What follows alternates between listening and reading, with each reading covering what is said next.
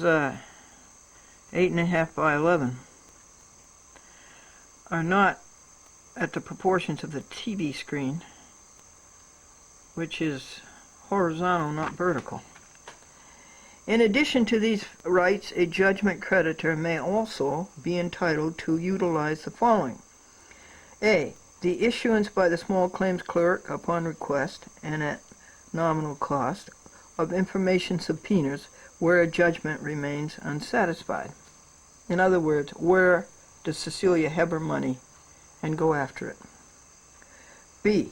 An action against the judgment debtor where that debtor is a business for 3 times the amount of an unsatisfied judgment and attorney's fees. C. An action to recover the unpaid judgment through the sale of the judgment debtor's real or personal property. You can sell her property if she doesn't pay the judgment. Sell her car. An action to recover an unpaid judgment through suspension of Cecilia's motor vehicle licenses and registration if the underlying claim is based on the debtor's ownership or operation of a motor vehicle. Well, it isn't. Notification of the appropriate state or local licensing authority of an unsatisfied judgment as a basis for possible revocation, suspension, or denial of renewal of a business license. So we could have in all the towns that Cablevision and Peekskill has franchises, we could have all of those franchises revoked, and we could have the Public Service Commission revoke their certificate of authority, and they would be out of business in the 8 towns that they serve around Peekskill or disserve.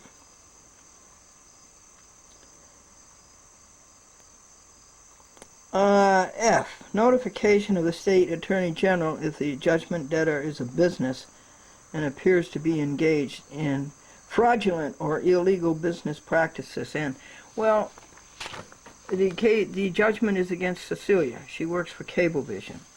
Okay, does this apply? What do you say? G, lastly, notification of the appropriate consumer credit reporter of an unsatisfied small claims judgment against the judgment debtor. Yeah? The judgment is valid for a period of 20 years.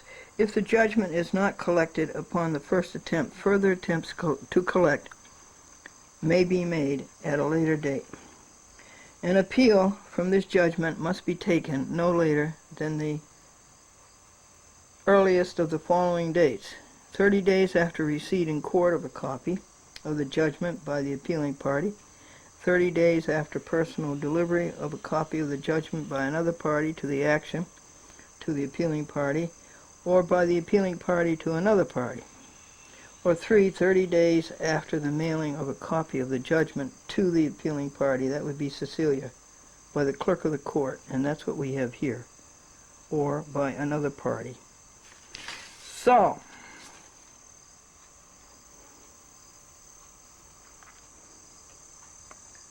that's where it stands, Cecilia. That's where it stands. You robbed me of the nice Italian man in Peekskill. You drove him away. You drove away Ecock. You drove away Lynette in Yonkers. You drove away Muley in Yonkers.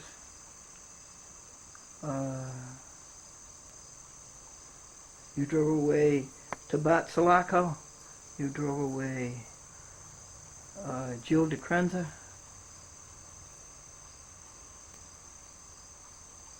It's time to pay up.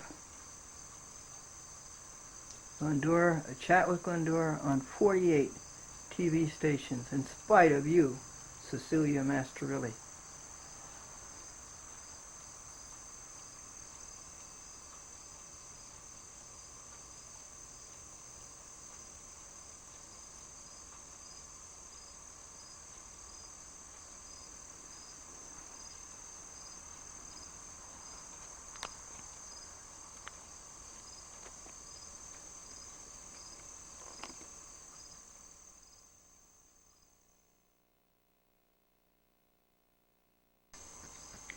Breathe on them breath of God until their hearts are pure, until their will is one with thine, to do and to endure.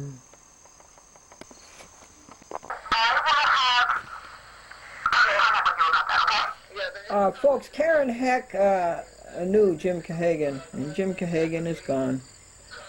Oh, I miss him so much. In his driver's license arrived. Oh, that's good. Did you hear about the dentist who married the manicurist? No. Yes, they fight tooth and nail. That's cute. I like that one.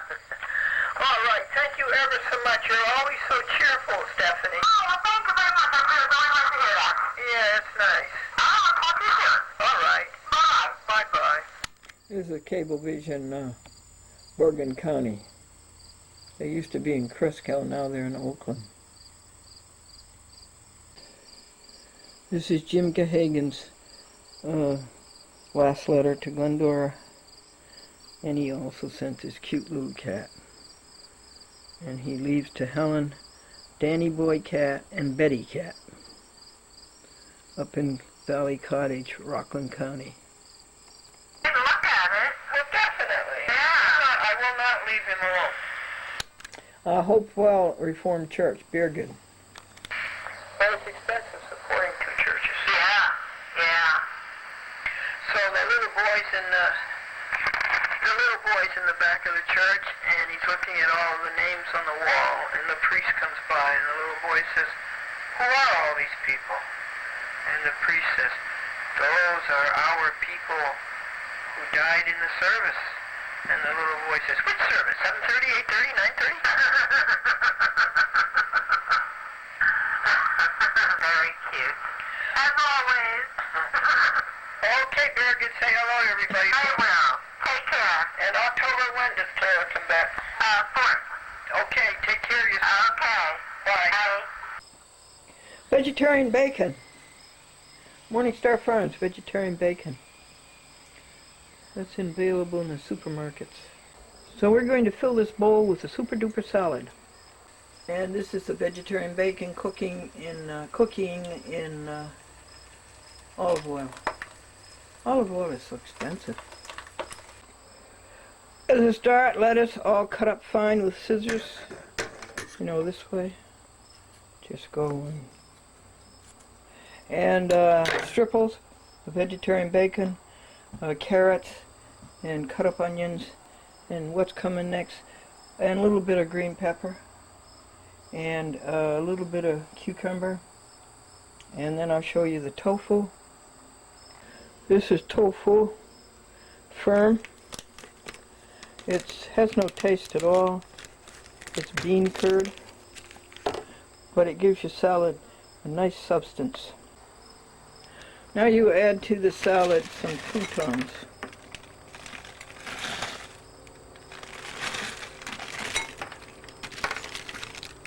And that's your salad complete. Now Dale at the post office said that he lost 40 pounds because he just eats salads.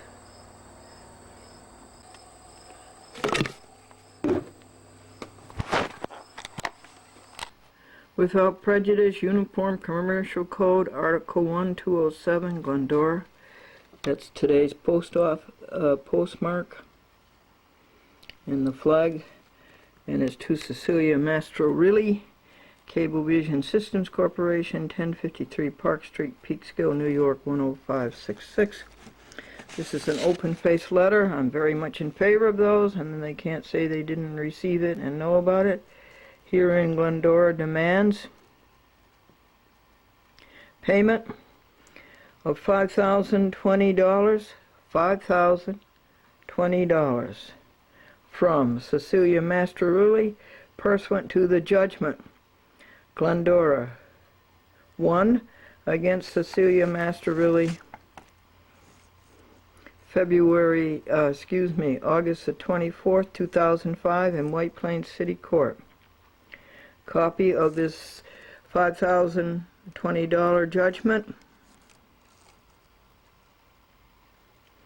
together with steps that creditor Glendora may take to secure payment, are enclosed. This is Glendora's demand for payment issued by regular first-class mail.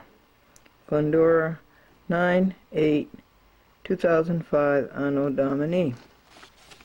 The back of the envelope is a chat with Glendora on 44 TV station. Now it's 48. It's 480 municipalities, including Washington, D.C. and Albany, New York. And the address and the website, www.chatwithglendora.com. Our platform is stop cruelty to animals, stop injustice in the courts, and sue judges when they break the law. Here is the judgment for $5,000.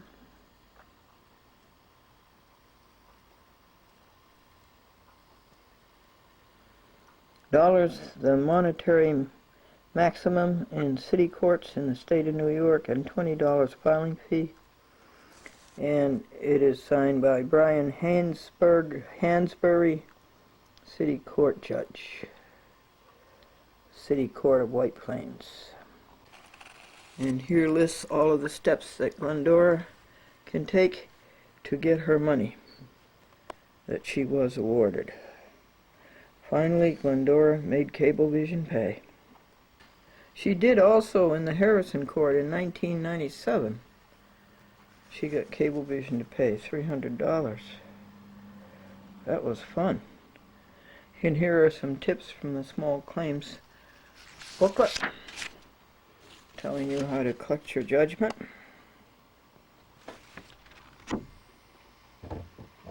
Insurance department. You can really, Department of Labor, you can do all kinds of things against Cablevision with this.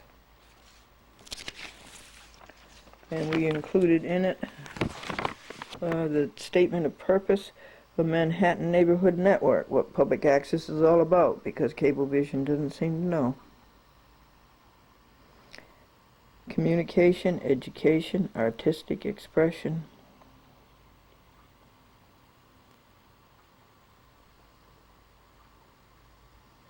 and other non-commercial uses of video facilities on an open, uncensored, and equitable basis.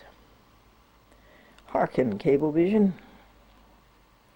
In providing services, we seek to involve the diverse racial, ethnic, and geographic communities of Manhattan,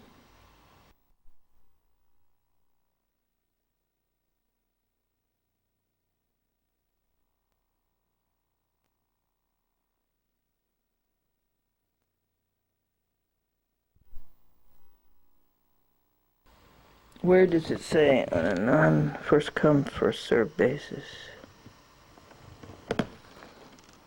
Our purpose is to ensure the ability of Manhattan residents to exercise their First Amendment rights through the medium of cable television, and to create opportunities for mutual communication education. We read that somewhere here. It says first come, first serve.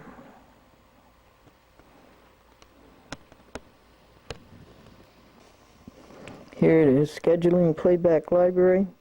We schedule and transmit non-commercial programming in Manhattan on public access cable TV. Time Warner cable channels 34, 56, 57, and 67, and RCN cable channels 107, 108, 109, and 110. Time on the channels is available to the public free of charge on a first-come, first-served basis. You've never learned that, have you, Cablevision? You've never learned that, have you, Charles F. Dolan and James L. Dolan and Mac Udill and Thomas Geiger and Christine Savarino and Cecilia Masterilli. These are things that you have never learned, have you? Never learned. First come, first serve. Glendora was first come, first serve on Manhattan cable TV in 1972. She was first come and first serve in Nassau County Cablevision in 1993. And you just can't learn that, can you, Diane Bennett? Well, you're going to learn it the very hard way, the way Cecilia Masterilli did.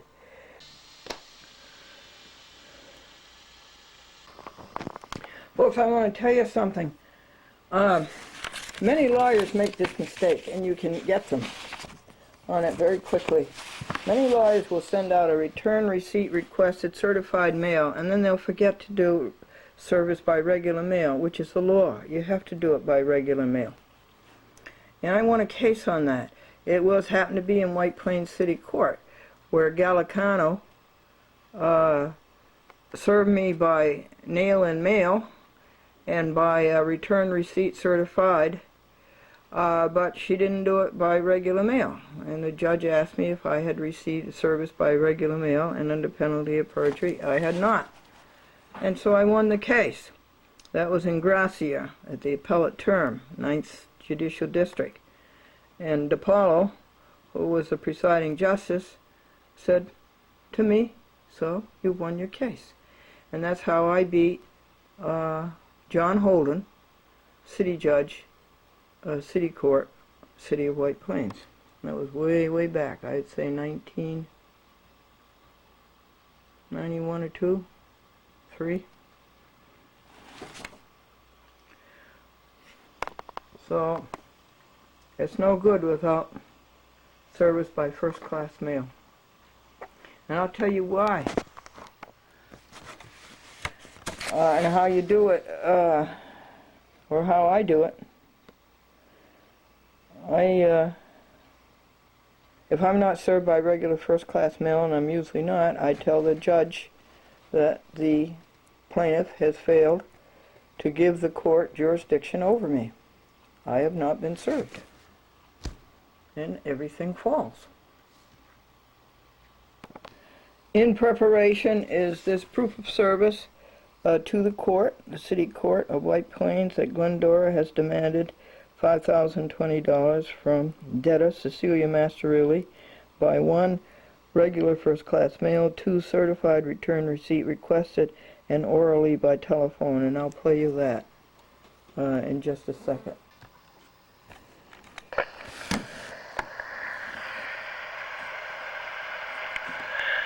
This is September the 8th, 2005, Anno Domini, Thursday, at 3:50 p.m. We will call Cecilia and make our oral demand. Okay. The number is 914-737-4798. Call.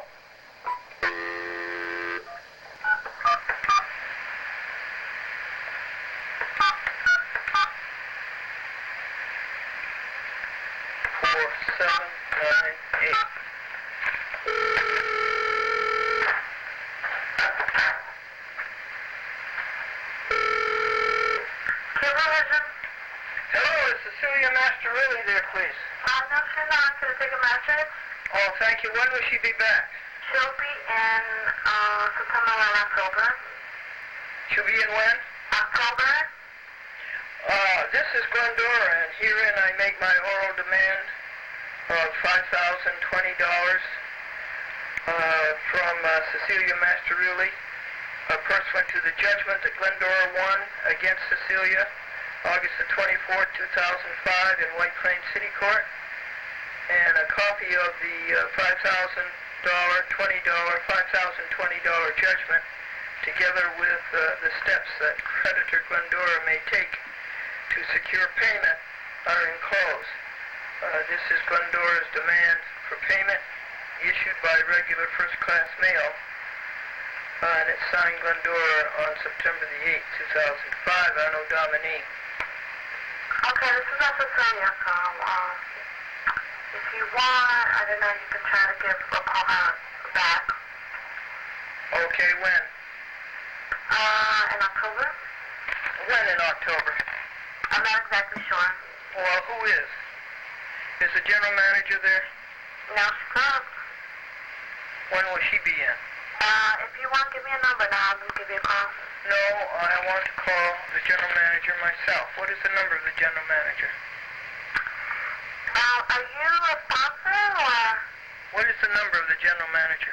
I'm sorry, I'm not allowed to speak to anybody unless you're a sponsor. What is the number of the general manager?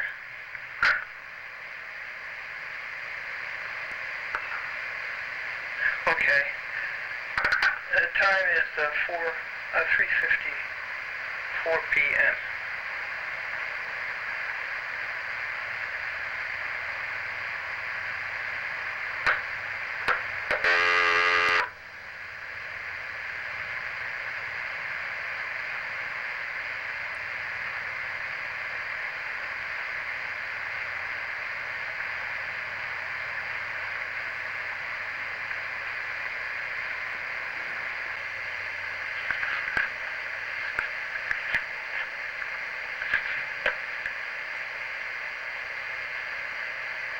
Well, if she's not going to make it in until October, nobody knows when, that makes it very easy to get the $5,020.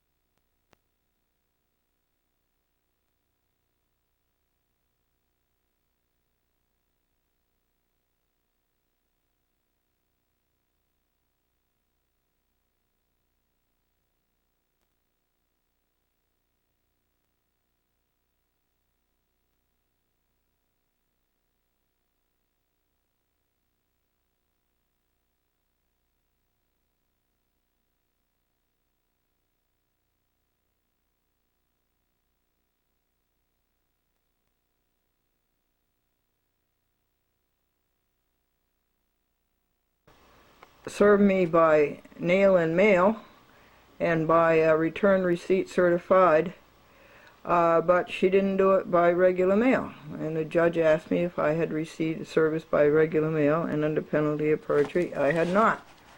And so I won the case. That was in Gracia at the appellate term, 9th Judicial District. And DePaulo, who was the presiding justice, said to me, "So you've won your case." And that's how I beat John Holden, city judge, city court, city of White Plains. That was way, way back. I'd say 1991 or 2, 3. So it's no good without service by first-class mail. And I'll tell you why. And how you do it, or how I do it. If I'm not served by regular first-class mail, and I'm usually not, I tell the judge that the plaintiff has failed to give the court jurisdiction over me. I have not been served. and everything falls. In preparation is this proof of service to the court, the city court of White Plains, that Glendora has demanded $5,020 from debtor Cecilia Masterilli by 1, regular first-class mail, 2, certified return receipt requested, and orally by telephone. And I'll play you that in just a second.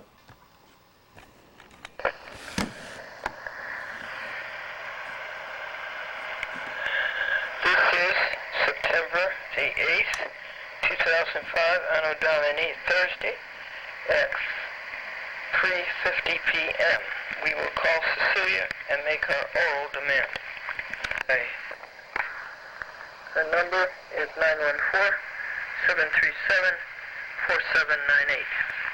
Let's call.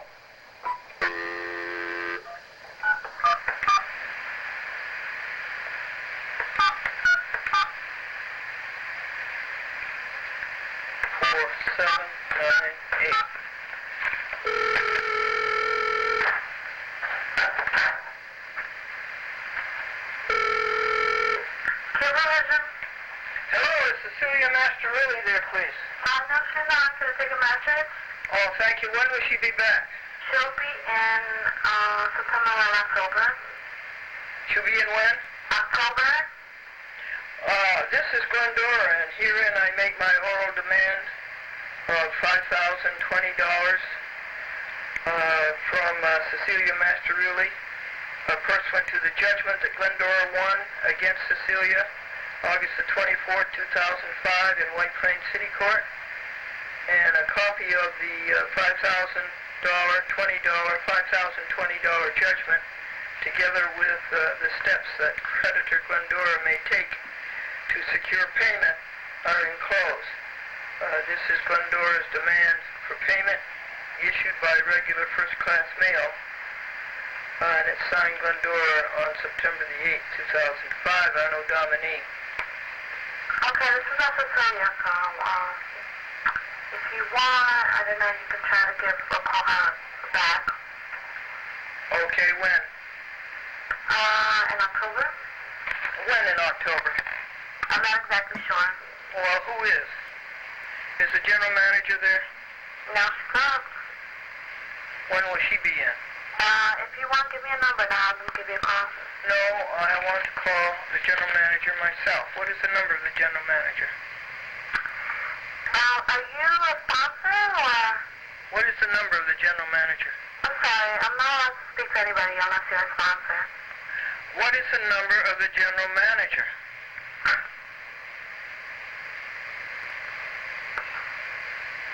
Okay. The time is 3:54 p.m.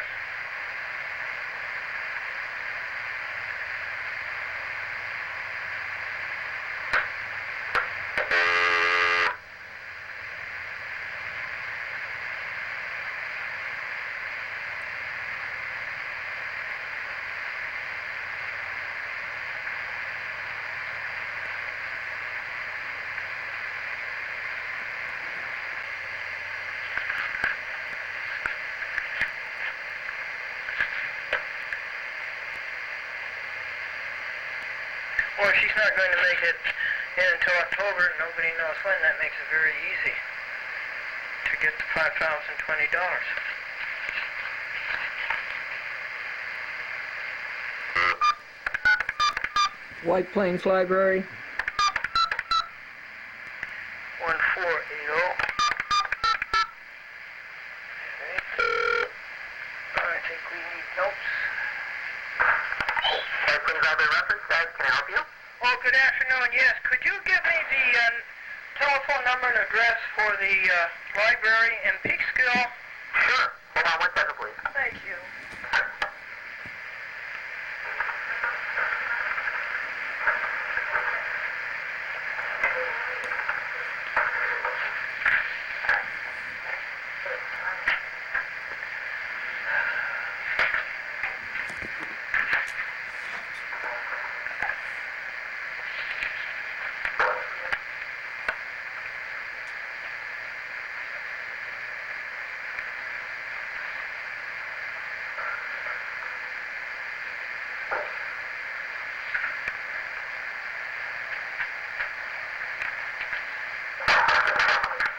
Okay, their address is 4 Nelson Avenue. 4 Nelson Avenue. At Peekskill, New York. Peekskill 10566. That's right. And then their general phone number is 737 1212. 1212. And while you're there, thank you so much. While you're there, could you give me the address of the police department in Peekskill? Okay, when you say while I'm there, I mean I have to go somewhere else, but I'll be happy to get it for you. Oh, I see. That's right, because you went to the library directory. Exactly, yeah. But I can give you want the phone number for the police department in Peekskill? And the address, yes. Okay, sure. One second. I'm sorry. No problem.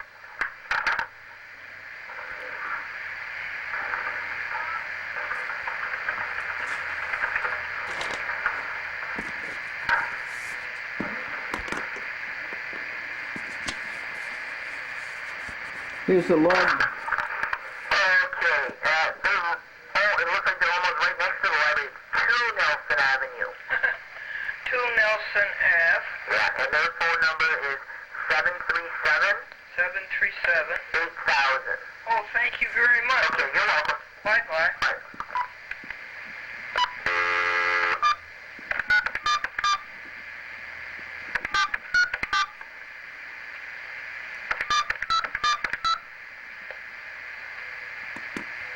Thank you for calling the Field Library, serving the city of Peekskill and town of Cortland since 1887. Be sure to visit the library's website at www.peekskill.org. If you have a touch-tone phone, please press 1 now. Otherwise, stay on the line and someone will assist you.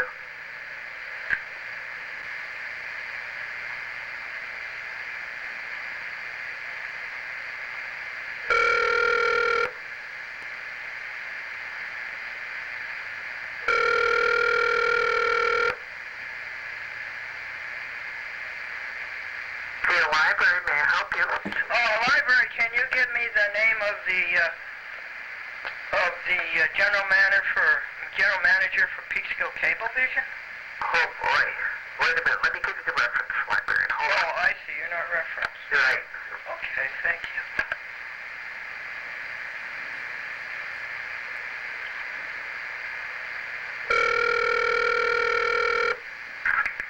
Good afternoon, reference. Good afternoon, reference. Can you give me the telephone number for Peekskill Cablevision and its address and the name of the general manager? Can you hold on? Yes, thank you. Odious Cablevision renewals. Just leave us alone. We have a right to public access given us by Congress, New York State, and the municipality. Stop trying to steal it from us.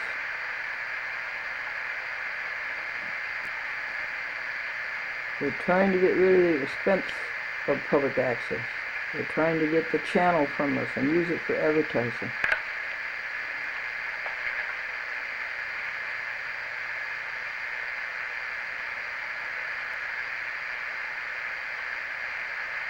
I spent 4 hours on these odious renewals. Yesterday, Wednesday, 1 hour, Tuesday, and today, Thursday, 1 hour. Not counting the White Plains City Court. And here's the log that's already started for today's work.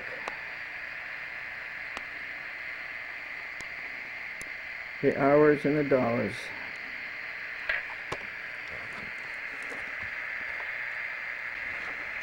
But let's pray for them. Breathe on them breath of God until their hearts are pure, until their will is one with thine, and do what thou wouldst do.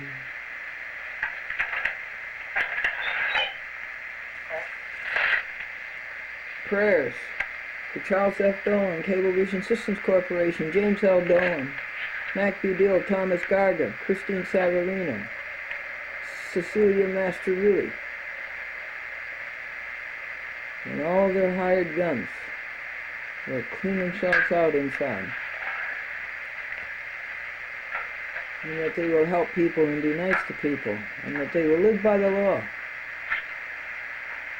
and that they will reach the oneness and the greatness of God that's inside of them.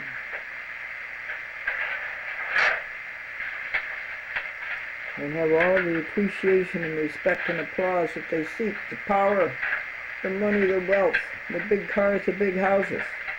And the I don't see a listing for Cablevision in Peekskill. I see an office in Ossining, which for some reason has an 845 phone number. No. You know that there's Peekskill Cablevision. It's on 1053 Park Street. You know it's there. You see it practically every day. I don't, actually. Well, okay, we got another Take your one. word for it. Let's see what I can find, maybe on the internet. On the internet? Oh, they're not in the phone book. Isn't that something, folks? People It's go in 4 there blocks and down the leave street. hundreds of checks a day at 1053 Park Street, right across from the parking ramp. Okay. 4 blocks from the library. Is something missing? I know. Let's call the mayor. Oh, what's the mayor's number, please? Okay, hold on a second. Can you beat anybody for hiding and covering up the way Cablevision does? Well, they're a communications company and they make it impossible to communicate with them.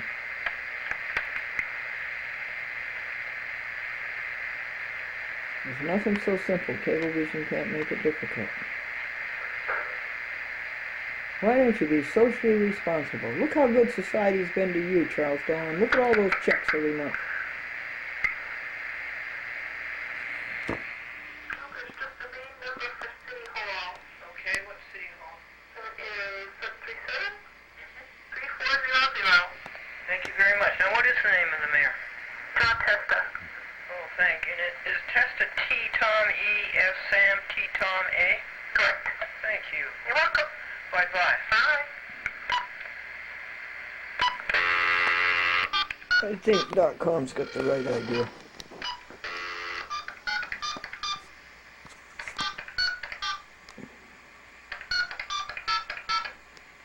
Isn't this something by Cablevision? Heidi? Good afternoon, City Hall. Oh, good afternoon. The mayor's office, please? Hold on, please. Thank you.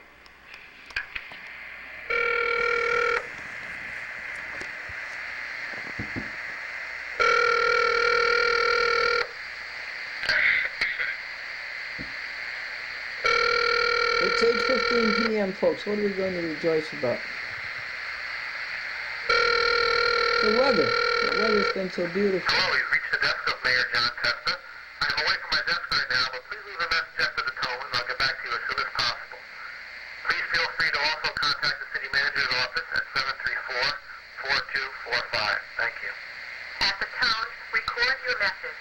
To end, press pound or just hang up.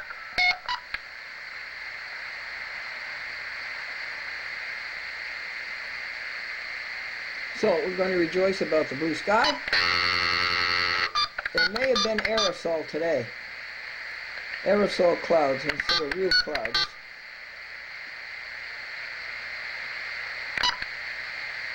Clouds of disease and destruction.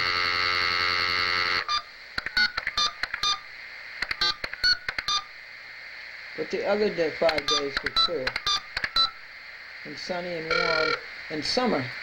It's still summer. So that's what we rejoice about at 8:15.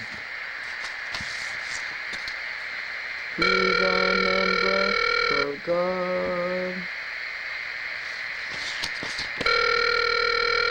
till they are wholly You have reached thine. the office of the city manager. Please leave your name and number and we will get back to you shortly. Thank you. At the tone, record your message. Isn't that unbelievable? Press pound or just hang up. Until this earth is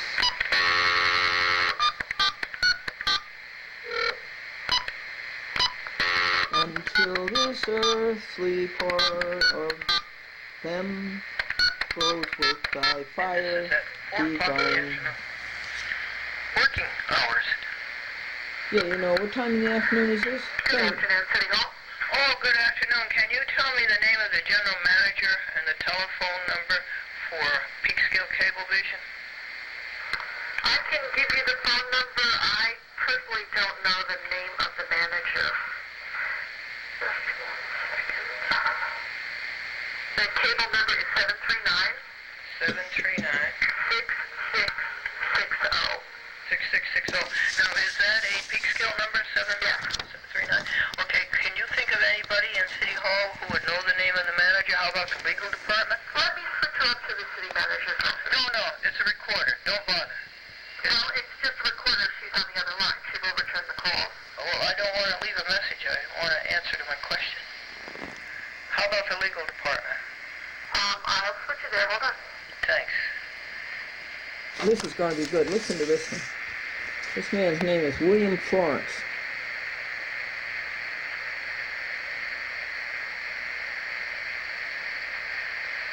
This is the city of Peekskill, county of Westchester, state of New York.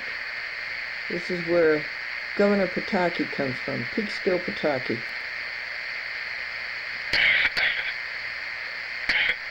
Yeah, sir. The secretary's away from her desk. If I switch you in there, you're just going to get a machine also. Well, do you see any live body working in the middle of a working day in City Hall? And I just explained to you that the reason that the person's machine was on is because she's on another line. She works very hard, and she works all the time. And so people can get a call back. She has a machine, which is on when she's on another phone. But people... You know, if you call many municipalities, you don't get any... Not the issue. Not the issue. We're not talking about many municipalities. We are talking about Peekskill. With the direct number. Peekskill. If she's not there, you can call back. It's 734-4245. And whose number is this, please? That's the city manager's secretary. Her name is Sharon, and she might have the number. I've given you the number to Cablevision. I'm sure if you call them, they can give you the name. Oh, you don't know Cablevision, okay? Cablevision never speaks the truth. Hold on. Never. Never. I have never known Cablevision to speak the truth. In fact, I have a record. I think it's over 4,000 lives. 4,000 Dolan lives. Over an 11-year period. You have reached the office of the city manager. Please leave your name and number, and we will get back to you.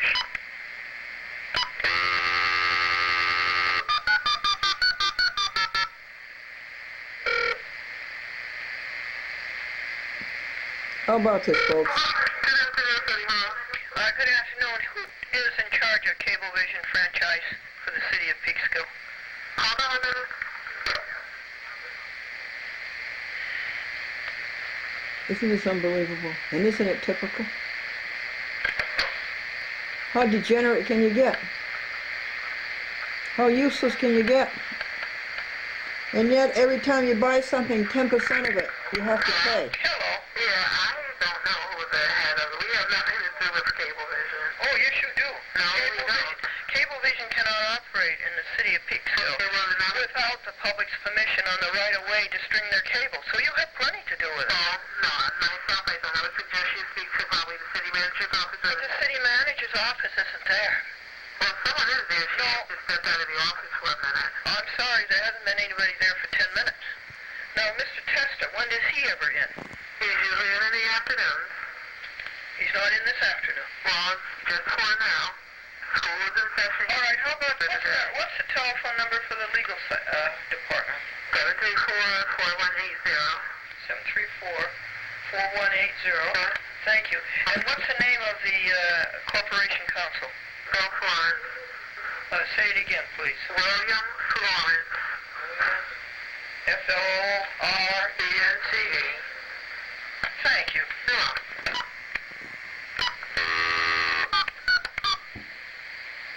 Isn't it good I have MCI? I can call as many times as I want, as often as I want. wherever I want and talk as long as I want, and it's only $30 a month That's great, flat rate. folks. Listen to this one, folks. This is a good one. Oh, I gotta get that big skill.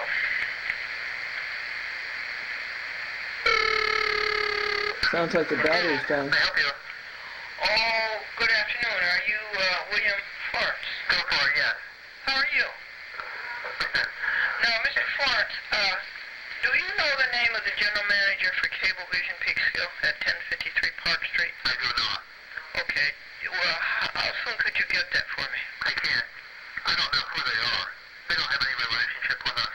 Wait just a minute, Mr. Florence. Yes. Cablevision has to have a franchise from the city of Cablevision does, but not, we don't know who their employees are. I think you interrupted me. I gotta go. I'll take your information. Mr. Florence, you have a duty to the public. Okay, where do you go? What do you think of Mr. Florence? What do you think of the city of Peekskill government? I think we'll have to stop and get new batteries. So, folks, you see, Cablevision has done it again. Okay, they paid off the city of Peekskill. All of the politicians got their money. And so now the politicians simply turn their back on the public. And that's only because you pay 10% of your money on everything you buy goes into this kind of public service. Only 10%, that's all. You tithe yourself to the state of New York. And they turn their back on you.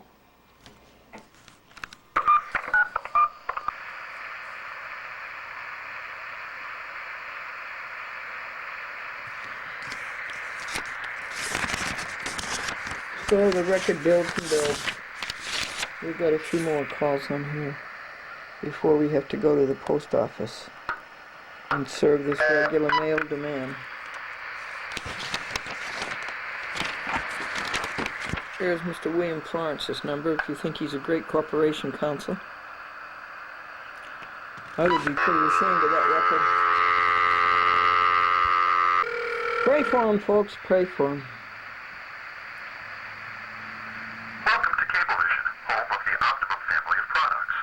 Please listen carefully to all of the following options before making a selection to ensure your call is routed appropriately. You may also visit our website at www.cablevision.com for answers to our most frequently asked questions. Your call may be monitored or recorded to assist us in providing better customer service. Most frequently asked questions. Why do you cheat all the time? Why do you lie all the time? Why do you cover up all the time? Why do you try to destroy public access? Why don't you live by the law? Most frequently asked questions.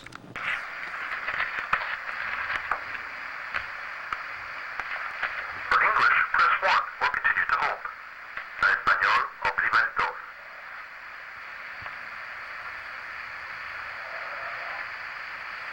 Please enter your home telephone number starting with the area code. So I refuse to do that, naturally. We did not receive a selection. Please try again. Please enter your home telephone number starting with the area code. And what's your home telephone number?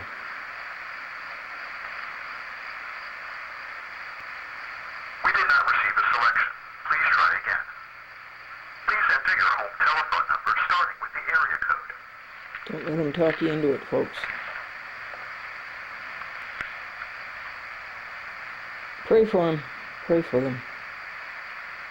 For billing questions or payments, press 1. To become a Cablevision customer, to confirm an appointment, or to add additional Don't ever do that. Don't ever become a Cablevision customer. products, press 2. If you are moving or calling to disconnect, press 3. Yeah, call to disconnect. That's what they need.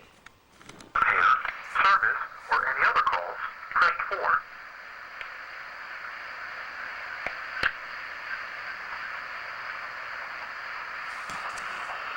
We did not receive a selection. Please try again. For billing questions or payments, press 1. To become a Cablevision customer, to confirm an appointment, or to add additional products, See, that's why they always try to get you. They keep repeating the same lies over and over. They just keep repeating the same lies. That's what Hitler did until people believed him. 2. If you are moving or calling to disconnect, press 3. For repair, service, or any other calls, press 4.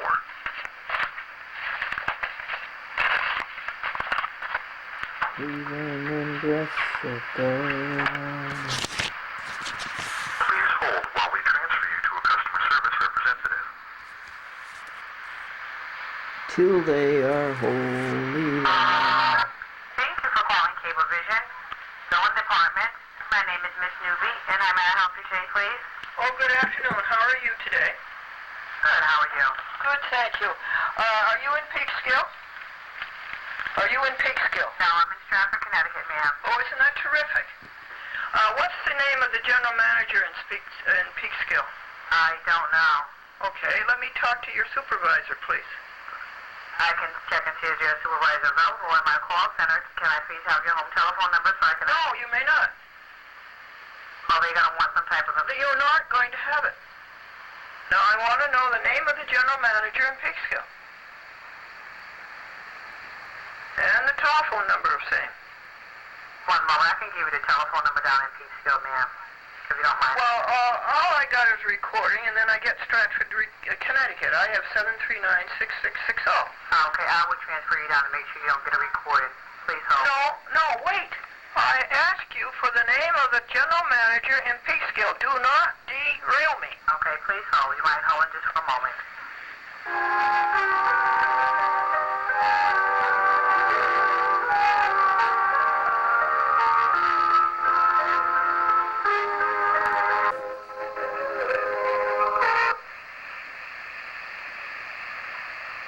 Hello? Hello. Yes, one moment, please. Our supervisor line is really backed up. It's like a half an hour wait, and I wouldn't be able to hold... Isn't that a great way to run a company? You cannot handle your own business. Now, what is the name of the manager in Peekskill? Moment, I'm going to try to find it out for you if you don't mind holding. I cut down on the wait time, folks. I just fast forwarded the recorder. The wait time was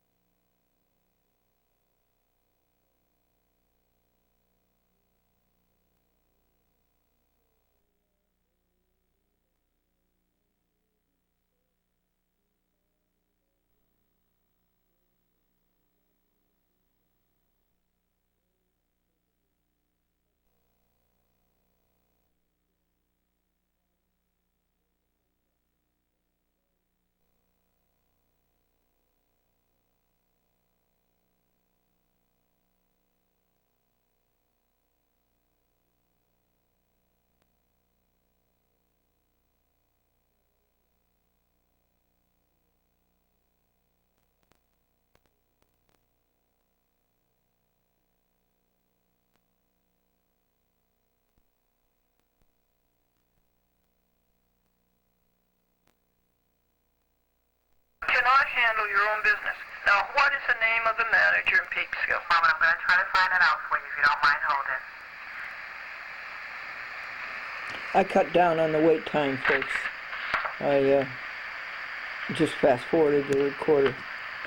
The wait time was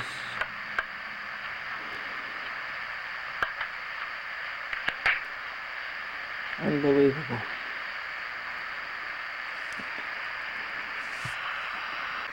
And we're praying for Cablevision while we're on hold here. We're going to get through this song. Breathe on them breath of God till they are wholly thine. We're praying for Cablevision, Charles Dolan, James Dolan, Mac Well, we Budill, tried.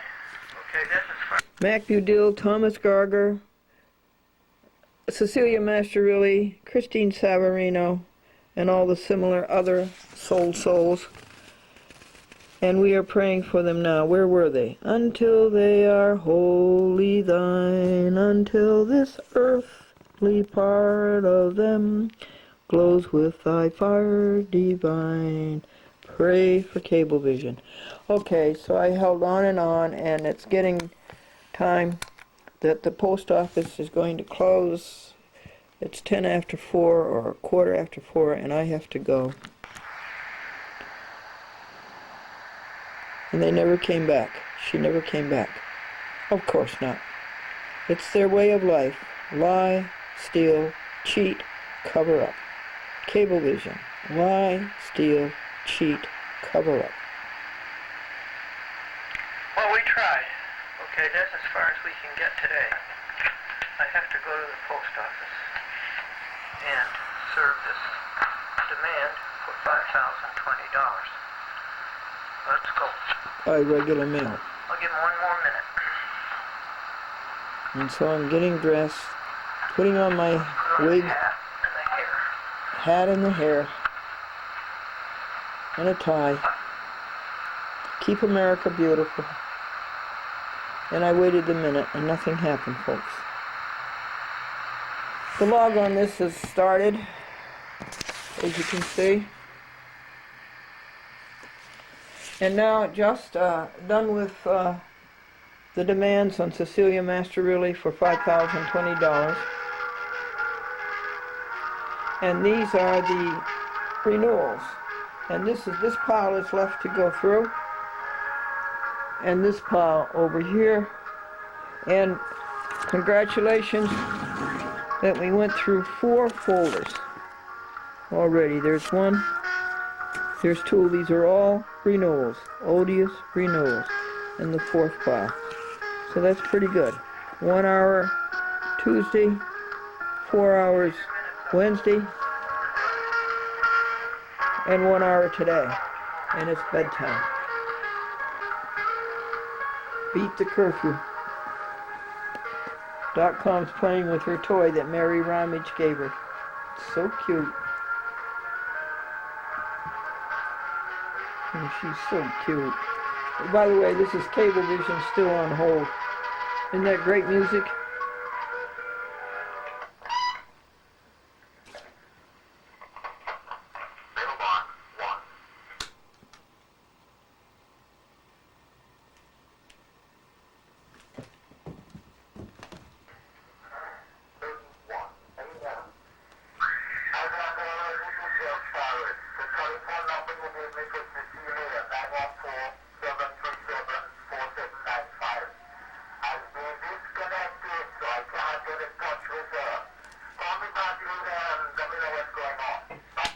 That's my signer in New Rochelle, Pelham, George Paris. He says the telephone number I gave him for Cecilia to find out. I'd like to get some information about my program, you know, I mean, is the renewal and all of their cheap demands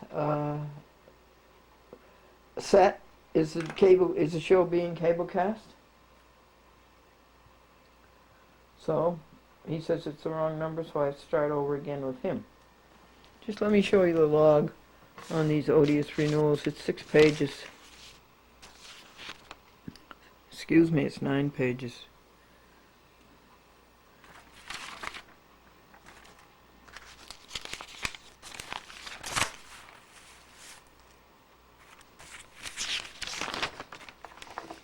Okay. This is why I spent $30,000 opposing the law-breaking of Charles Dolan et al. This kind of thing.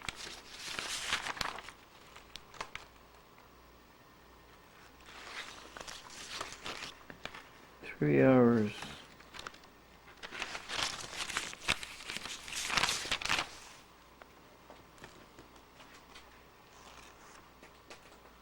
Four hours Wednesday, 1 hour Tuesday, 1 hour today.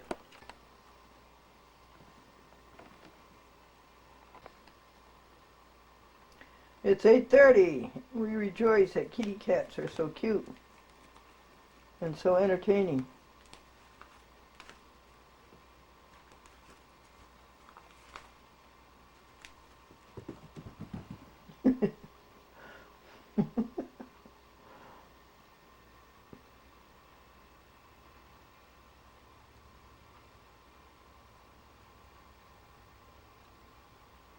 Is she going to jump on it? She's washing.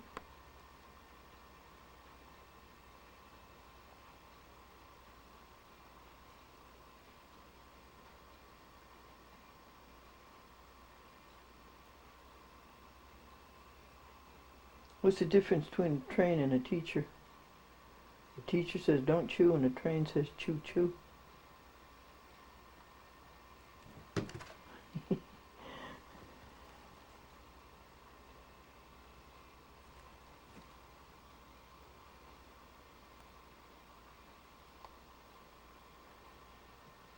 Hear about the snake charmer who married the funeral director? Their towels are marked. Their towels are marked his and hers. This is BCAT's program guide, Brooklyn Community Access TV. Nice, isn't it? Big. It's a poster size. BCAT. Now, Chat with Glendora, Friday, 10:30 a.m. There it is.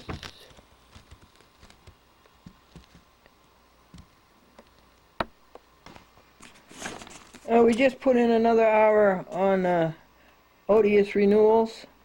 This is file number 5 for August and September 2005. Now let's see, 1 hour on Tuesday, 4 hours on Wednesday, and 2 hours on Thursday. Odious renewals. We have this loose pile to do, and that loose pile to do. And then we'll go over the log again, and call all those people again that we couldn't get. It's fun, isn't it? This is Laughter from Connecticut, Litchfield, Torrington. Sharon? The little boy was at the back of the church, and he was looking at all the names on the wall, and he asked the priest, "What are these names?" And the priest said, "Those are our people who died in the service." And the little boy says, "Which service? 7:30, 8:30, 9:30?" That's the one. Well, you know, when the gas prices come down, you gotta come over here and I'll feed you. No, thank you. Yeah. I'll give you a call. I'll come. Yeah. I'm coming. I need directions. Do you know anybody in Ansonia, Seymour, Derby, or Shelton, or Naugatuck? Fred May. You might? Yeah, Fred does know somebody, and he'll send me the information. He'll put it on the recorder. We need a signer there. I thought I had a signer there, but she... reneged. Bad. Good morning, folks. Here's a list of some of Glendora's great fights for rights. Fighting Charles Dolan and Cablevision for 11 years, and others. Glendora versus Dolan, Glendora versus Sellers, Glendora versus Anderson, that's Peggy Anderson, Glendora versus Walker, That's the Chief Judge of the Second Circuit. Glendora versus Anderson again. Glendora versus Levin, that's Jerry Levin, Time Warner. U.S. versus Buell. U.S. versus Buell. Glendora versus Nickerson, a bad judge in the Eastern District of New York, but they don't have anything but bad judges. Glendora versus Cablevision. Glendora versus Rehnquist, and he just died. I sued all the judges in the Supreme Court of the United States. Glendora versus Robinson.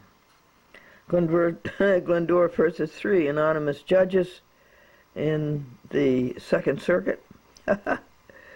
Glendora versus Coate. That's 1 page, and there's about 5 more pages. Glendora versus Barone, that's a state judge, Westchester. Glendora versus Newman.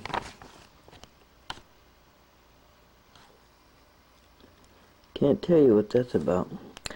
Inree Glendora, Inree Glendora, Inree Glendora, Inree Glendora. This is a malicious cover-up by the judges and the courts. These are judicial complaints. These are complaints against judges, and they will not print the name of the judges. But you do anything wrong, and it's on the 6 p.m. news. Glendora versus Winter, the former chief judge of the Second Circuit, a bad person. Glendora versus Board of Directors of Cablevision Systems Corporation. That was a good one. Gwadzinski versus Sandler. Glendora appeared as an objector, and that was in a class action. Glendora versus Cablevision Systems Corporation, that was a big victory. They had to put the program back on TV. 3 courts told them to. Glendora versus Telecommunications Incorporated, that's malicious John Malone, who robbed us of public access, and we are still robbed of public access system-wide in Westchester. Here we are, one of the richest sections of the country, and we have many evil cable television because Cablevision doesn't know the technology of how to do system-wide public access. Gwadzinski versus Sandler again. Glendora versus Cablevision Systems Corporation. Glendora versus Telecommunications Incorporated. Glendora versus Marshall. This is a cheat. That was not the name of the defendant. The defendant was Malone. It was cheated, and it was cheated in the Second Circuit, and it's Ben Wiles who did that, and within a month or 2 he fell flat on his face and got fired. Glendora versus Hofstadter.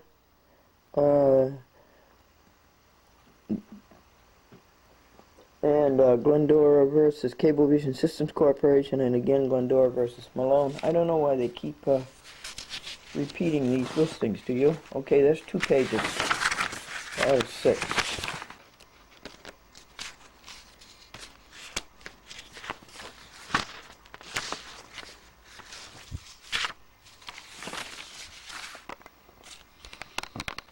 Continuing the list, folks, Glendora versus Cablevision Systems, Glendora versus Jacobs, Glendora versus Sellers, Glendora versus the Board of Directors of Cablevision Systems Corporation, Gwadzinski versus Sandler Associates, where Glendora was in a class action, Glendora versus Cablevision Systems Corporation, Glendora versus Malone, Glendora versus Hofstadter, Glendora versus Cablevision Systems Corporation, Glendora versus Malone, Glendora versus Cablevision Systems Corporation, Glendora versus Robert Lemley, Glendora versus Malone, Glendora versus Hofstadter, Glendora versus Cablevision Systems Corporation, and Glendora versus Dolan.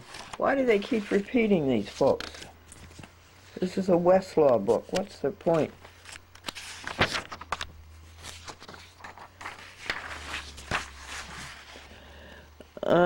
Buell versus Dolan, that's Franklin.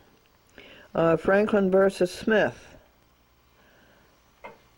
that's a landlord. South, no, Franklin versus South. Peter Lane ripped Franklin off for $400. The People versus Buell. Buell versus Gelman. Gelman was a WABC TV producer of Regis. Glendora versus Hubbard. The Fund for Modern Courts. Glendora versus Walsh, a neighbor. Glendora versus Coal Fault. That would be the second in command at Cablevision, who was soon after fired. Glendora versus Hubbard, that's the Fund for Modern Courts, court monitoring. Glendora versus Walsh, a neighbor. Glendora versus Coal Fault. Glendora versus New York State Division of Housing and Community Renewal, people who do not do their job and protect tenants. Glendora versus Cohen. Glendora versus Amacone. Glendora versus CBS Incorporated. That was about time buying. Glendora versus Duberstein, Eastern District of New York Bankruptcy Court. Glendora versus New York State Division of Housing and Community Renewal. Glendora versus Cohen. Glendora versus Duberstein. Glendora versus Amacone. Glendora versus CBS Incorporated. Glendora versus Gallicano, another bad landlord, and she lost and had to pay me $1,500. Glendora versus Coal Fault, that's Cablevision again, and Glendora versus Gallicano, landlord-tenant. Glendora versus Gallicano. Page 8, Glendora versus Gallicano. Glendora versus Gannett Suburban Newspaper.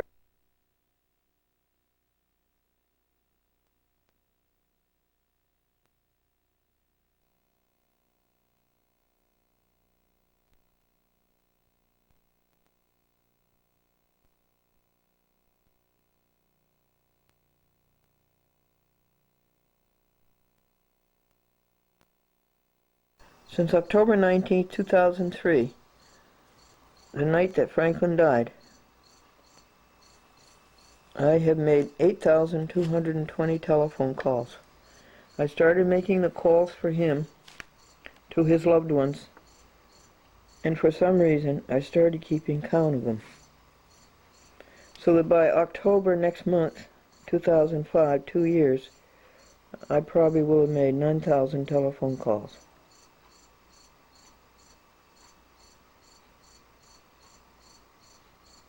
That's 4,500 telephone calls a year.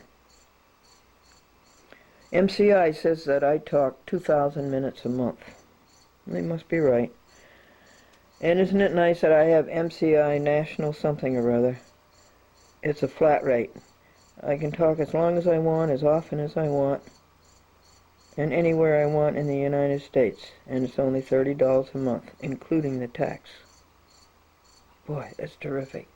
What we lived through with AT&T before MCI and Mr. McGowan busted the AT&T monopoly. Thank you, Mr. McGowan. Our telephone bills used to run as much as $400 a month. So we're doing renewals, and over here we have sent the forms to George E. McDermott. We sent about 30 of them.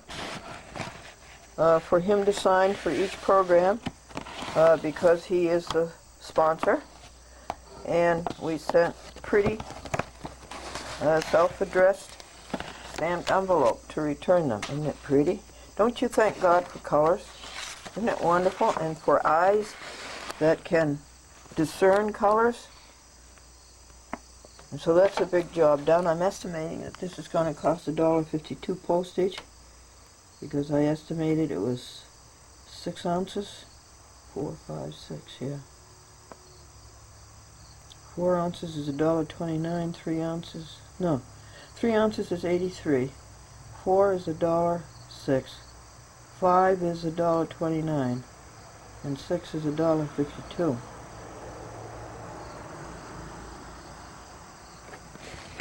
Thank you, trusty copying machine, who is cooling off.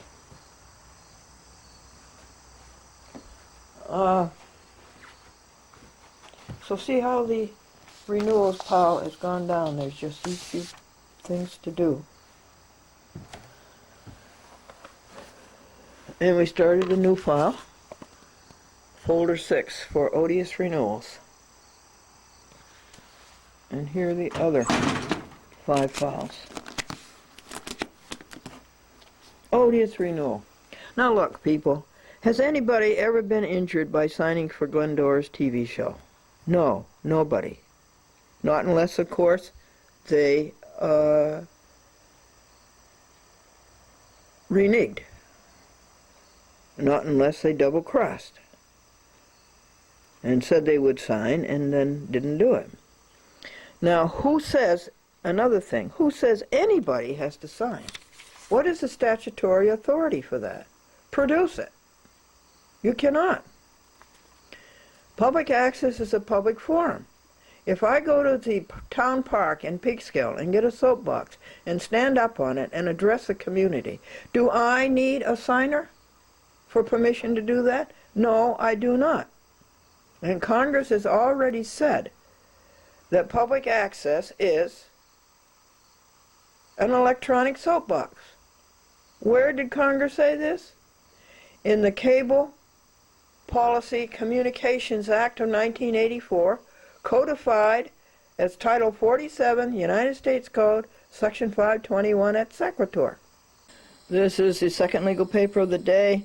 It's going to the Chief Judge of the First Circuit, U.S. Court of Appeals in Boston, Massachusetts. To great American hero, George McDermott, Washington, D.C., and to friend, and to great American hero, Elena Sassower, White Plains, New York. What does this say? It says, on May 24, 2005, complainant, an incarcerated litigant. And it's signed by Bodine. So we get a great big 8.5 by 11 letter, and we send it out through the open mail from Glendora on 48 TV stations and on the internet at www.achatwithglendora.com. And we say to Judge Bodine, you sent a paper to me stating that I was an incarcerated litigant. I am not incarcerated. I have never been incarcerated. And who wrote this paper? And you signed it, ergo, you have ultimate responsibility. Glendora wants to know who wrote the paper. She claims it is more than wishful thinking. She claims it is more than a Freudian slip. It is deliberate, willful malice, because when an ugly thing like this gets into a court record, when an ugly thing like this gets into the record, a court is too stupid to correct it, and it will go to the National Archives in St. Louis. Now, Glendora demands from you, and she's talking to Chief Judge Bodine, the First Circuit, Boston, a written apology postmarked by September the 23rd, 2005, Anno Domini. She wants an affidavit that the same has been entered into her file jacket, date stamped, and this is judicial disability and misconduct. And she will make a 28 U.S. Code 371 saying so. Further, Glendora wants this court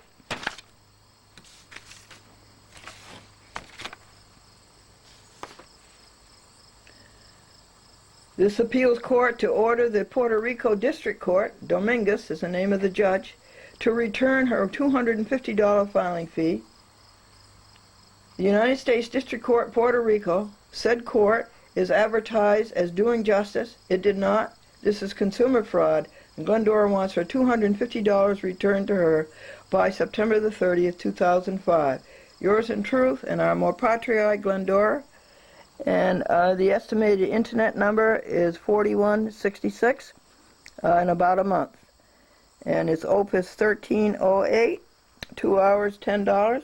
And here's a picture of the $250 that the United States District Court in Des Moines returned to Glendora because she said they were advertised as doing justice.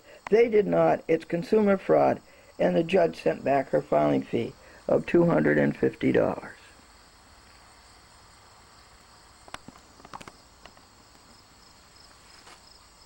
So it's a busy morning.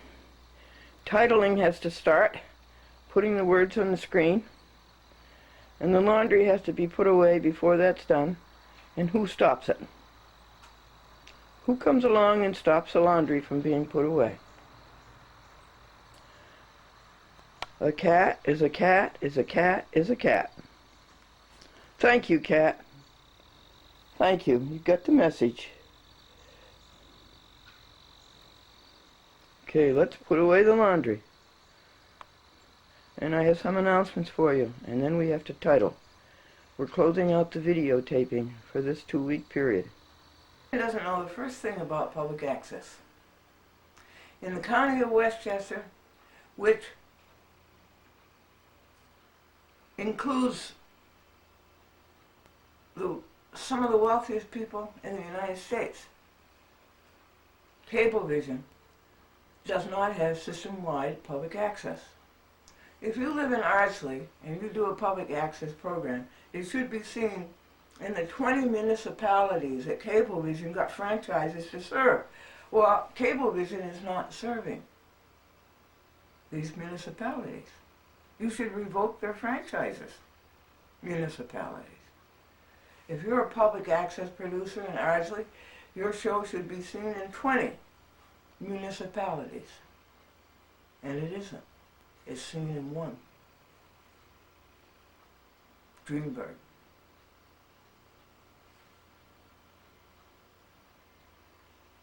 And if you're a cable subscriber, you should be able to see the public access programs from all of Westchester County, those 20 municipalities I'm talking about.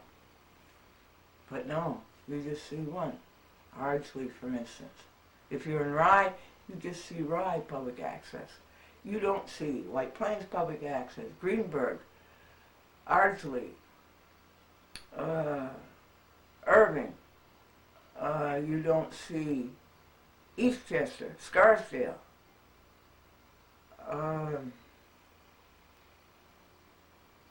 Larchmont, Mamaroneck.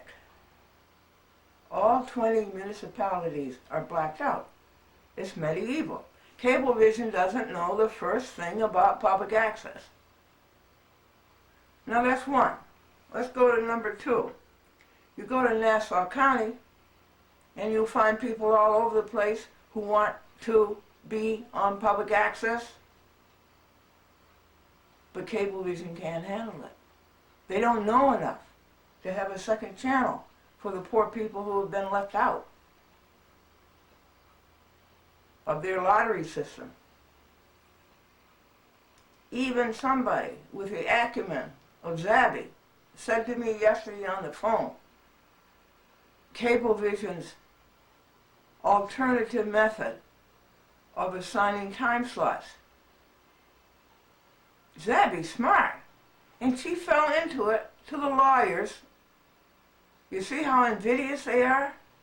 Instead of calling it what it is, which is a lottery, lawyers call it another name. A rose by any other name can stink just as badly. And that's how lawyers do it. And even Zappy has fallen for it. Don't you ever call it what the lawyers are calling it. You call it what it is. It's a lottery. And look at the poor public access producers like Andy Hersman, who's been on public access TV practically since it started. He wasn't on last 6 months because Cablevision won't follow the law. Charles Dolan, do you think that's the way to bring up your children? You think that's the way to bring up James? Somebody who doesn't follow the law? Somebody who cheats? Somebody who steals? Somebody who lies? And somebody who pays out shareholder money to other crooks to lie, steal, and cheat? And I'm talking about Mac Dudill and Thomas Geiger and Christine Savarino and Cecilia Masterilli and a host of others. Is that the way to bring up your children?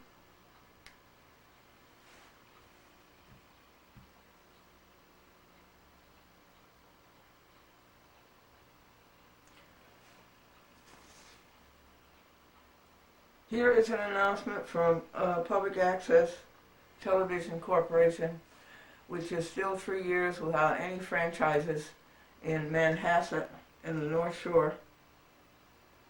And here is the announcement that a chat with Glendora is on Great Neck Television. And I talked to Sandy yesterday, and I talked to Bruno a couple of months ago. I had quite a lot of respect for Bruno. I have quite a lot of respect for her acuity.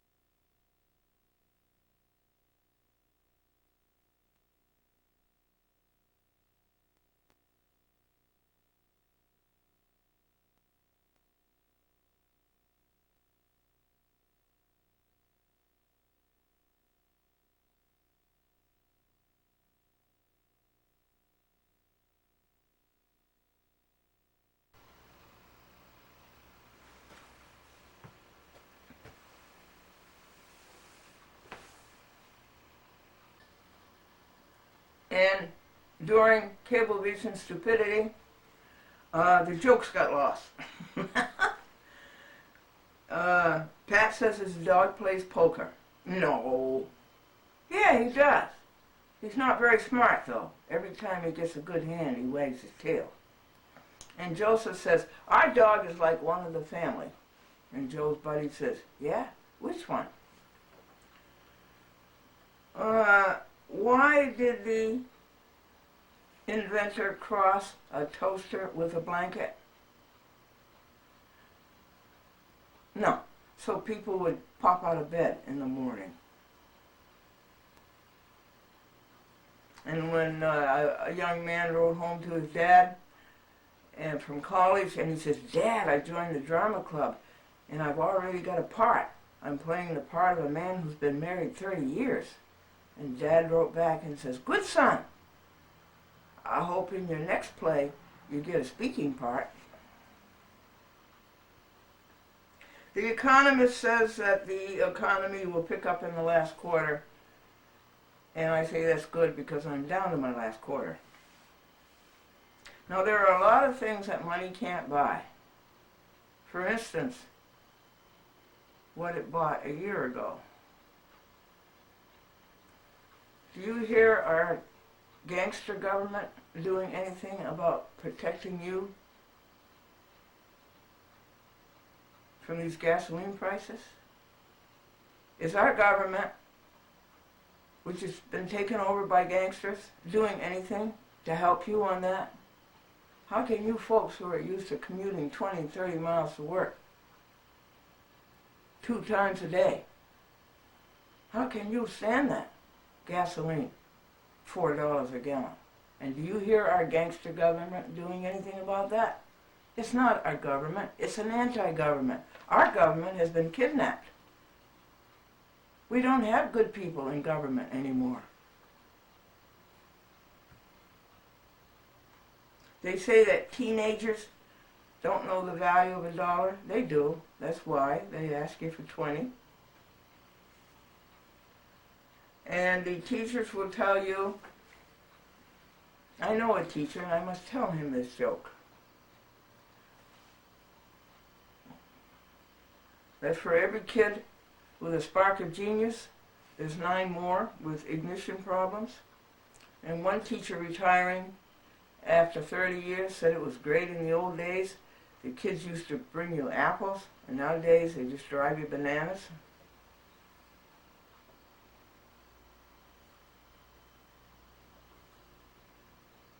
And remember that standing behind every successful man is what? Yes, a proud wife and a flabbergasted mother-in-law. George McDermott is running for Congress. Isn't that marvelous? He's the blue-collar congressman. And I hope he wins. You heard about the senator who won in all of the outlying districts? That's because during the election he was outlying in all of them. About Cablevision's odious renewals. Now you understand that the grown-up cable companies who know a little bit about cable TV and know about public access, I mean Time Warner and Comcast, do not have these odious 6 months renewals. I spent 1 hour Tuesday calling up my cable companies and calling up my signers and talking to them. 1 hour Tuesday, 4 hours Wednesday, 5 hours Thursday, and yesterday Friday, 6.5 hours. Cablevision started out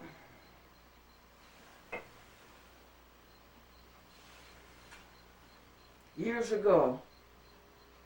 It was around the year 2000 to harass public access producers. You know right away what their motive is. To discourage the public access producers, to get rid of them, because it costs money to administer public access, and dumb Cablevision is burning up 6 times the money that other sensible cable systems are spending on public access. They got money to burn. And that money should be going into shareholders' pockets.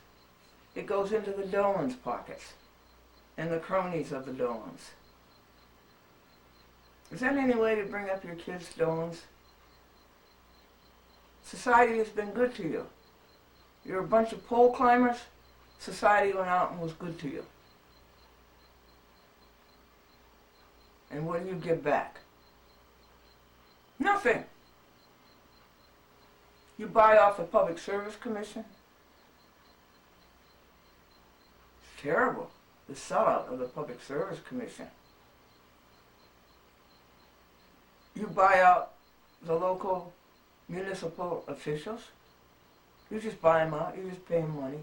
Money that should be going into the shareholders' pockets. So there's all that time I spent on public access because Cablevision makes it miserable, and has since the year 2000. They have deliberately schemed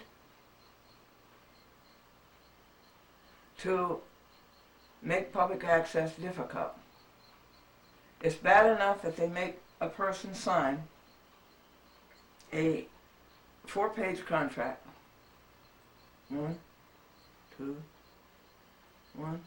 4-page contract. Bad enough that they make them sign an application, that they go out and bother the public. It's bad enough that they make them sign a renewal every 6 months and ask for a driver's license every 6 months, when a driver's license is good for 8 years. That's not bad enough. But now they have another insidious scheme. I send out my renewals to my 15 or 20 signers that Cablevision has no right to insist upon. There's no statutory authority for that. It's not in a statute anywhere. They don't have it. But if you don't do it, they don't cable cash your program. And by the time you fight them in court, 6 or 7, 8, 9, 10, 1 year, 2 years have gone by, and you've lost the information that a chat with Glendora can give you about the courts and about protecting your rights and all of the information that is so good on a chat with Glendora that comes from the public. You've lost all that. You have. You, the public, who has a First Amendment right to know. I have lost my First Amendment right to tell you. And that's against what Congress did. Congress wanted the public to have access to TV, and they made the cable operators do it. So what is their motive? To get rid of the cost of public access, to take away the public access channel and use it for advertising. And you have a bunch of schemers who waste their lives sitting together in a room and saying, how can we make it more difficult this year? And so I sent out all of my renewals, and my nice signers signed them all and sent them back to me, and then what did we find out? Cablevision changed the rules. So the old papers are no good anymore. You've got to have a new paper.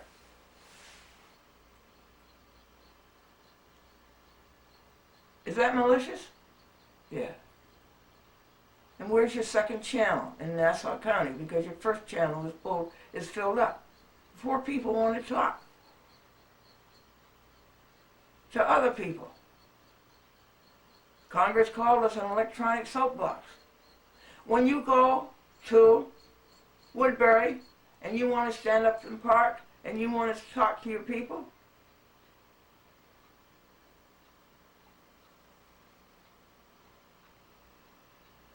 do you have to go and get a local signer to stand up in the park?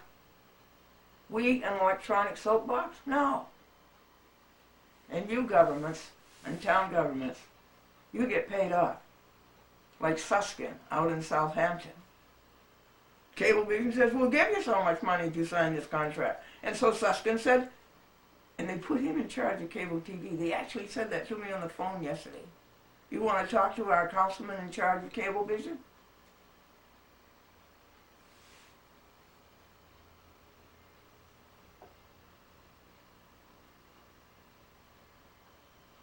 Another event to tell you about is that George McDermott in Washington, D.C. Served Glendora's appellant brief on Charles Dolan at 47 Purdy Street. We forgot to put in the date of service, which was August the 29th, Monday, down in Washington, D.C. Together we were. And by some slip of the pen, it said 45 Purdy Street instead of 47 Purdy Street. So George filed an amended, I sent it to him by overnight mail, and that's $14. That's what you cost me, Cablevision. That's what you cost me. And I sent it down by overnight mail, and George got it Tuesday, August 30. He filed his amended affidavit of service. And of course, we have all of the post office receipts that say it was served on the 29th. And that say it was served at 47 Purdy Street. And then George gets on the phone an hour and a half and waits for Julio in the appellate term Supreme Court, State of New York, 9th Judicial District, and he waits for Julio on the phone for an hour and a half, and he's got a cell phone. And George enclosed a note with his amended affidavit of service and took full responsibility for not filling in the date of August 29th. And for the, that was my fault, the slip of the pen, that it was 45 instead of 47. And he took full responsibility, and he told Julio, don't punish Glendora by dismissing her appeal. Well, I guess Julio's coming around, and I guess he's going to send it out to the judges. I guess the clerks, in this instance, are going to let the judges decide. Isn't that nice of the clerks to let the judges decide? And so I had to call George about 8, 10 times Tuesday, and I guess it's done.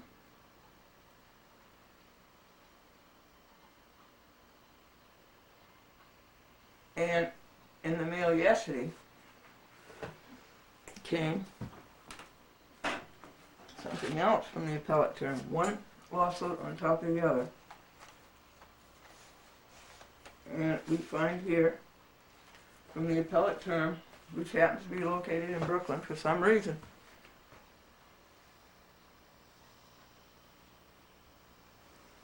And it's another lawsuit being appealed, Glendora versus Deborah Eacock.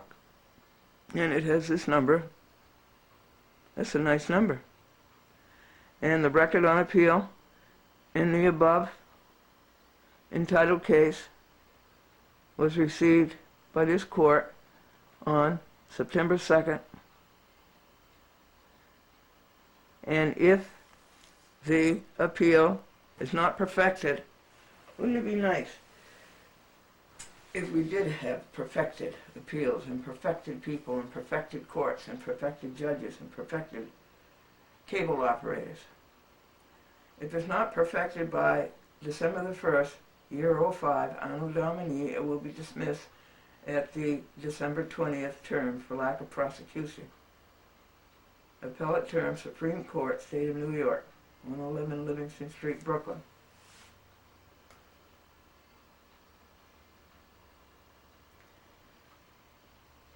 They should never be dismissed for lack of prosecution when they are prosecuted, but they're dismissed for lack of adjudication. They are not adjudicated in the real meaning of the word adjudicate.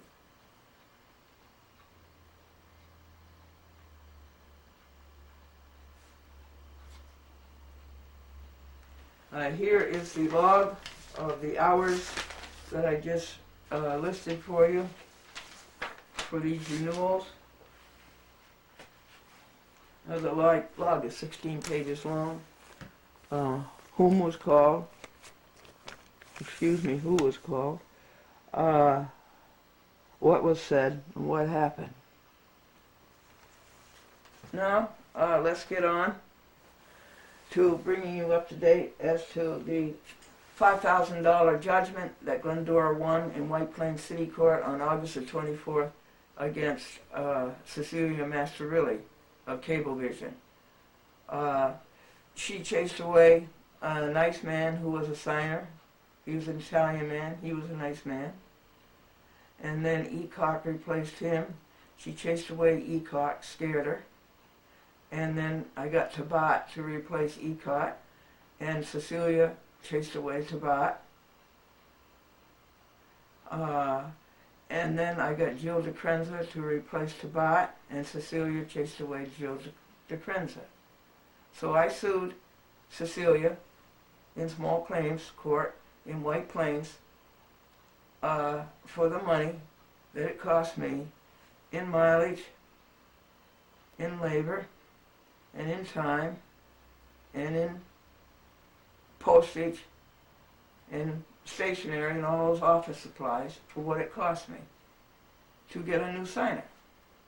And I sued her for the maximum monetary jurisdiction of a court, a small claims court in small claims court in the state of New York. That's $5,000. In the village and town courts, it's $3,000. And Cecilia did not show, and I won by default. And $5,000 plus $20 filing fee was awarded to me. So I made my oral demands over the telephone, on a recorder, and to somebody else who answered the telephone. That was the oral demand. And then I made the first class mail demand. Let me show you that. I made the demand on the outside of the envelope so there can be no excuse that they didn't know what the letter was about. And here's the postmark. That's regular mail. Now, next day, which was yesterday, I made the return receipt requested certified mail. I made that demand, and again, I put it on the outside of the envelope.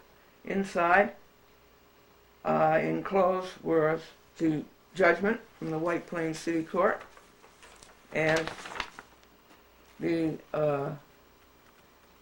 steps that Glendora can take to collect the judgment.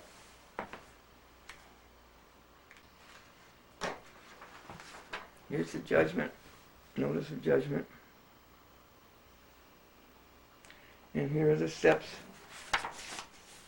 to collect the judgment. I got this miserable virus in the throat from Washington, D.C.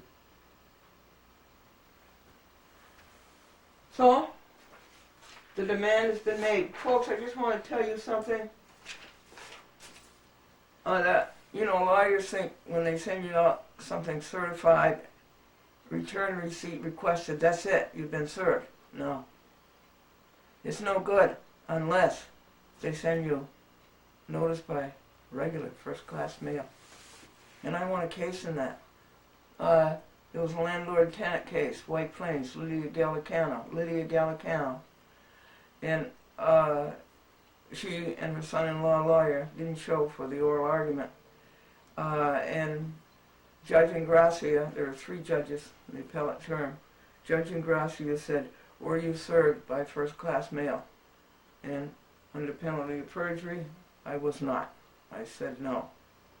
And Judge DiPaolo from Glen Cove, one of the other judges, he's a presiding justice, and he says, so you've won your case, Glendora. And the landlord had to pay us $1,500.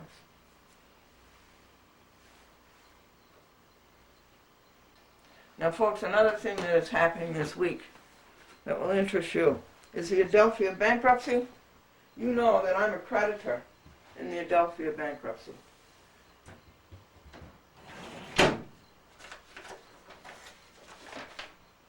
And 3 big papers came in the mail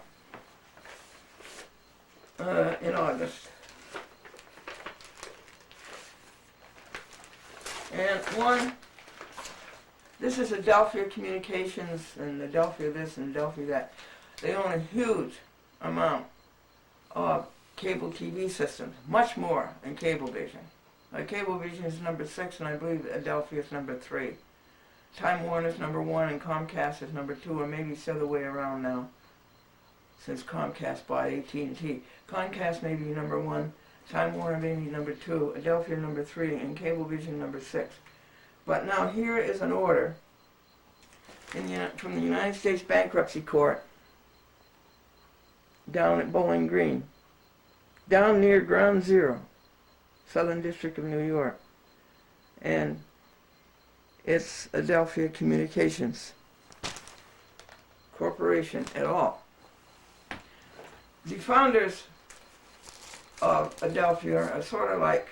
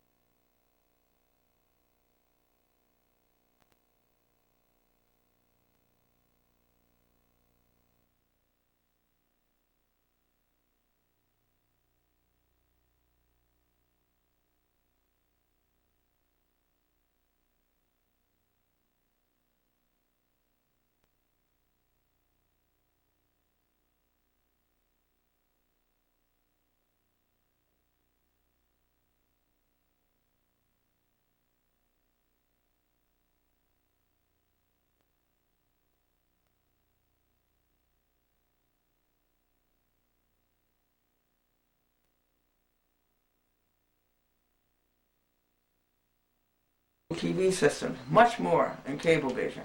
Like Cablevision is number 6, and I believe Adelphia is number 3. Time Warner is number 1, and Comcast is number 2, or maybe it's the other way around now, since Comcast bought AT&T. Comcast may be number 1, Time Warner may be number 2, Adelphia number 3, and Cablevision number 6. But now here is an order from the United States Bankruptcy Court down at Bowling Green, down near Ground Zero, Southern District of New York. And it's Adelphia Communications Corporation et al. The founders of Adelphia are sort of like Cablevision. It's father, son. Father Regas and son Regas. And this is also true. Comcast is father and son. And Cablevision is father and son, but renegade son, double-cross son, James, drove the knife into his father's back.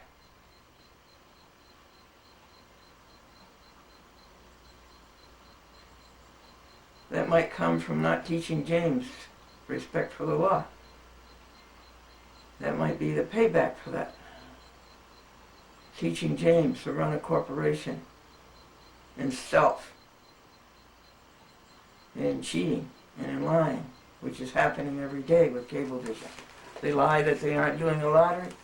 They lie that they don't have to have a second channel. And they don't serve the people of Nassau County when it comes to public access. Public access producers are without shows now, or without shows being cablecast. So, Mr. Regas and his son are both in jail. And this is an order from the bankruptcy judge, Southern District of New York, named Robert Gerber. Robert Gerber. Gerber. G-E-R-B-E-R. And I asked them what happened to plain English. This is called Order in Aid of Confirmation pursuant to sections 105A and 105D, as in dog, of the Bankruptcy Code, establishing pre-confirmation process to resolve certain intercreditor issues. There's nothing so simple that a lawyer can't make it difficult. Why? Because they don't want you to understand. Oh, do you remember the big news about lawyers? Lawyers are not licensed by the state of New York, nor by any state. Lawyers don't have a license. A doctor has to have a license from the state. Would you go to a doctor that didn't have a license from the state? Lawyers do not have a license from the state. They have a union card from a trade union called the American Bar Association. They are not licensed by the state. The people of the state of New York have never given lawyers a license. So,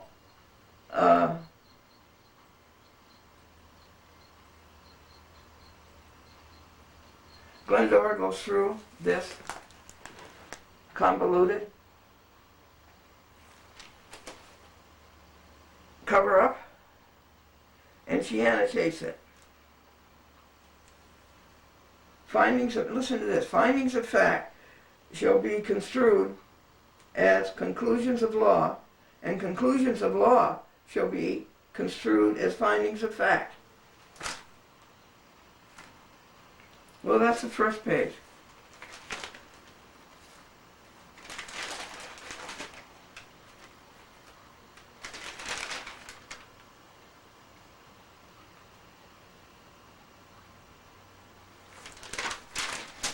And they say blithely, venue is proper before this court pursuant to Title 28 U.S. Code, sections 1408 and 1409.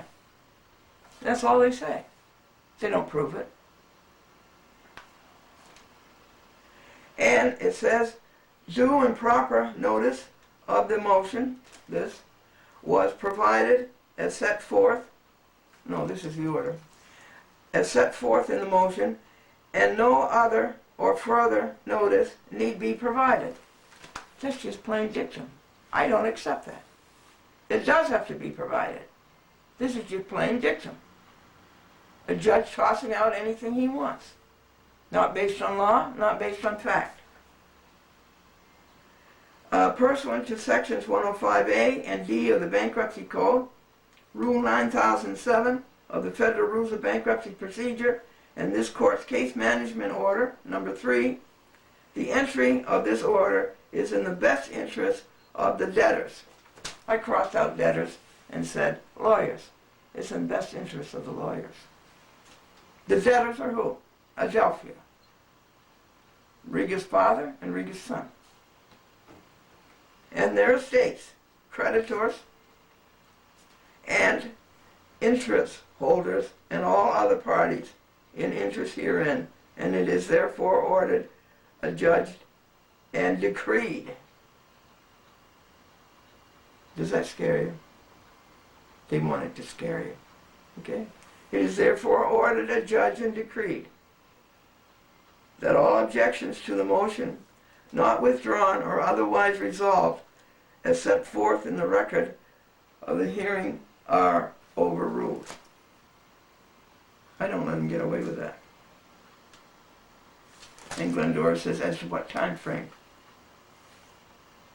The motion is granted to the extent set forth herein, and the resolution process is approved as set forth in decretal paragraphs 3 through 12 below.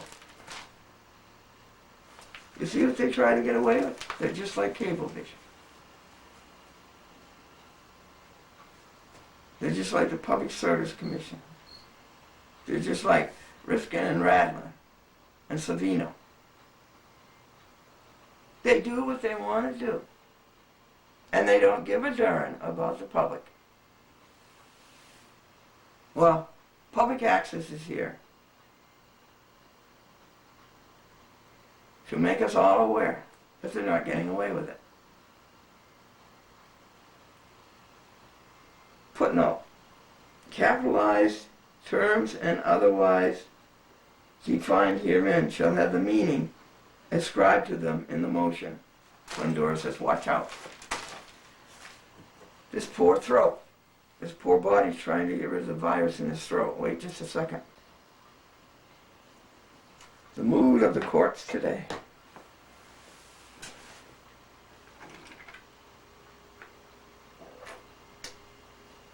Isn't that cute? His tail comes around and makes a handle. And then the end of his tail is the straw.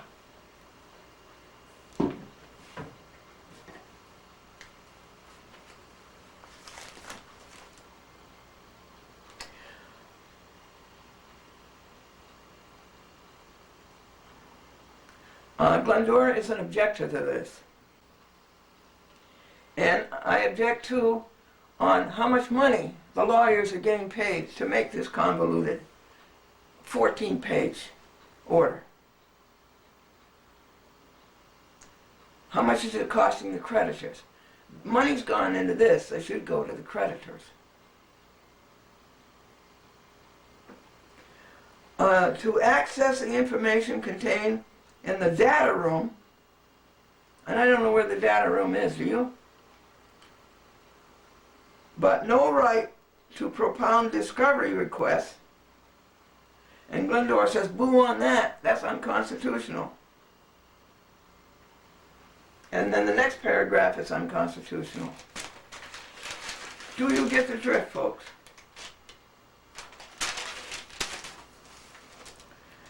They say to committee of non-agent pre-petition lenders and the current indenture trustee. That's a trustee with false teeth. And we're up to page 5 only. And then I start telling them, do you know that lawyers are not licensed by the state?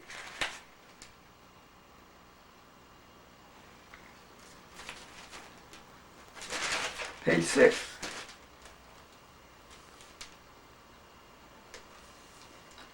To the extent only any document is protected